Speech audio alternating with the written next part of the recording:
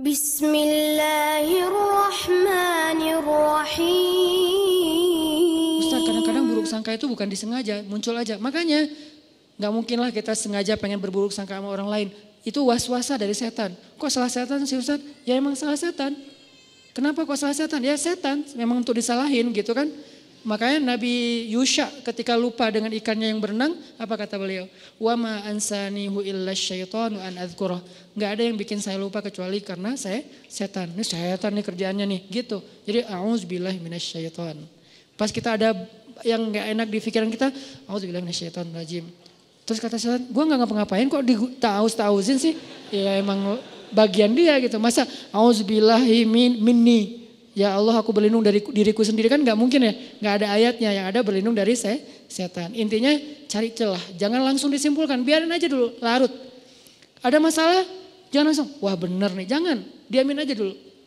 Minimal kalau gak tertabayun, terjelaskan dengan sendirinya, kitanya udah concernnya udah pecah dengan hal-hal yang lain. Siapa tahu tiba-tiba Allah memberi kita rezeki lupa, besok gak sempat dibahas lagi. Ini cara-cara berbaik sangka yang kata ulama praktis. Tunggu, jangan simpulkan dulu.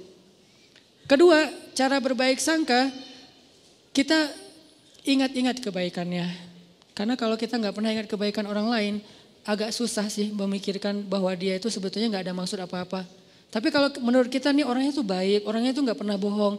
Begitu ada orang bilang dia bohong lo kemarin, kayaknya nggak mungkin deh. Soalnya setahu saya dia tuh orangnya selalu jujur. Nah kan karena kita ingat bahwa dia jujur, susah percaya kalau dia bohong. Karena kita ingat dia orangnya setia, susah percaya kalau dia selingkuh. Karena kita ingat dia orangnya perhatian, susah percaya kalau dia cuek. Ini nih ingat kebaikan. Seingat mungkin, kalau perlu kita bikin program buat diri sendiri berbaik sangka dalam rangka mastata'tum, semampu kita catat. Dia pernah gini sama saya, dia pernah bantuin saya, dia pernah. Sesekali kita minta tolong dia gak bisa tolong, kita akan lihat dulu sih dia selalu nolongin saya. Kok sekarang dia gak nolong? Kayaknya dia lagi ada masalah juga. Tapi kalau kita lupa, dia emang gitu orangnya. Susah banget dimintain tolong. Padahal setiap hari nolong. Kecuali kali ini. Nah ini cara berbaik sangka, ingat kebaikan orang lain. Kalau gak ada Ustadz, siapa bilang gak ada? Gak mungkin gak ada kecuali Firaun. Toh Firaun aja masih ada kebaikannya apa? Masih mau menampung Musa kecil di rumahnya. Walaupun sebetulnya dia gak suka kepada Musa itu. Masih mau, gara-gara apa? Gara-gara sayang sama istrinya. Kalau Dajjal, nah itu satu-satunya yang mungkin bukan hampir, nggak ada sih emang. Sehingga kita disuruh bertauz di akhir sholat kita dari Dajjal. Jadi tauz itu kayaknya setahu saya itu dua ya. Setan dan Dajjal, ini saking buruknya. Tapi kalau manusia biasa pasti ada. Kalau nggak kelihatan sama kita bukan nggak ada, kita nggak tahu. Sehingga kita berbaik sangkanya, ya pasti adalah kebaikan dia, cuman saya nggak tahu. Ustadz, kalau yang berburuk sangka itu tentang sesuatu yang bikin kita sebel gimana Ustadz? Ini nih yang agak berat nih. Kalau nggak ada hubungannya dengan kita kayak isu, informasi, apa yang lagi ngehit atau apa, itu mungkin buat kita sih gampang berbaik sangkanya. Tapi kalau yang bikin kita nyesek gimana Ustadz berbaik sangkanya? Sholat. Jangan berbaik sangka sama dia kalau belum mampu, berbaik sangkalah kepada Robnya. Karena kalau ini juga nggak bisa, udah nggak ada lagi harapan. Cara berbaik sangka kepada Allah hubungannya dengan dia apa Ustadz? Ya Allah, saya nggak tahu apa yang terjadi. Saya serahkan urusan dia kepada Engkau. Engkau pasti nggak akan ngecewain saya dong pastinya.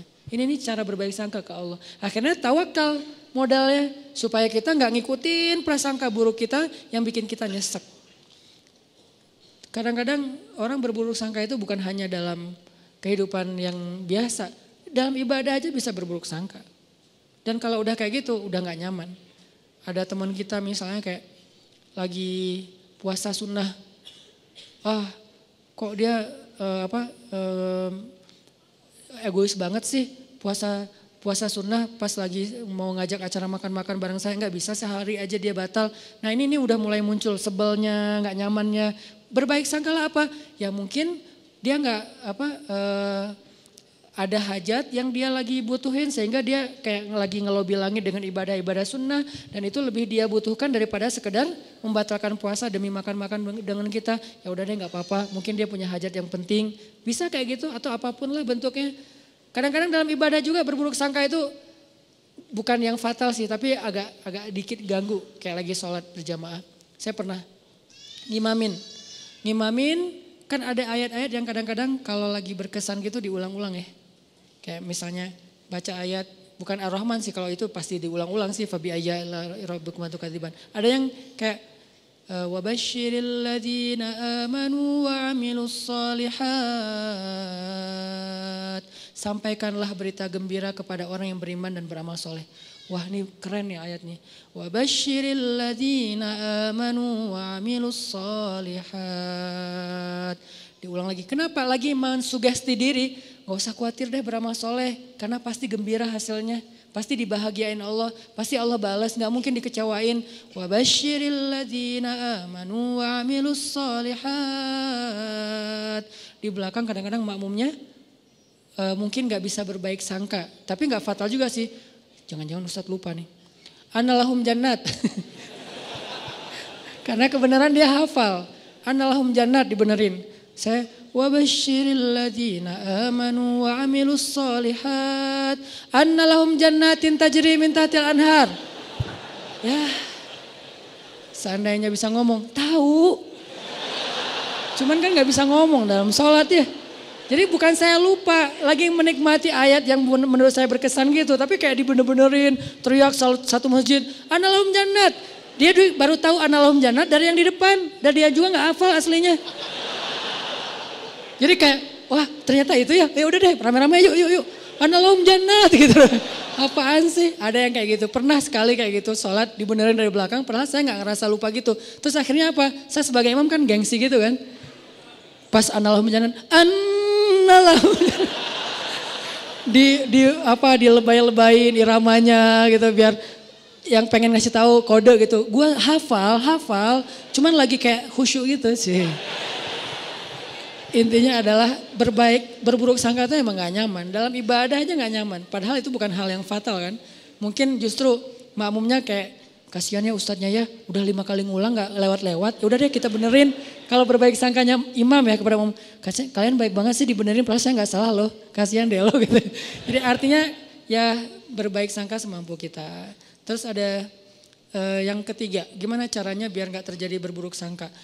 Kita nih sebagai orang yang kadang-kadang suka bikin masalah, suka bikin syubhat istilahnya. Apa itu syubhat? Sesuatu yang berpotensi salah faham. Itu namanya syubhat. Sesuatu perkataan, perbuatan, posting kalau dalam bahasa sosmed itu yang berpotensi orang salah faham. Nah, kitanya yang harus tabayun segera sebelum terjadi kesalahpahaman. Contoh, saya posting main air di laut pakai celana pendek. Kan berpotensi orang salah paham ya. Wah Ustadz kok celana pendek gitu kan.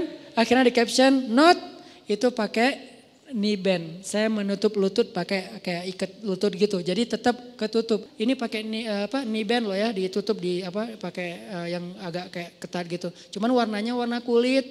Kenapa tuh harus pakai celana pendek? Ya aja main papan pakai celana panjang, jeans pula gitu kan ya. Kan jadi bid'ah gitu kan. Gimana saya mau deketin teman-teman surfing sementara saya dianggap ahli bid'ah dalam mazhab surfing. Syukran ya Rabbi syukran hadaita qalbi syukran.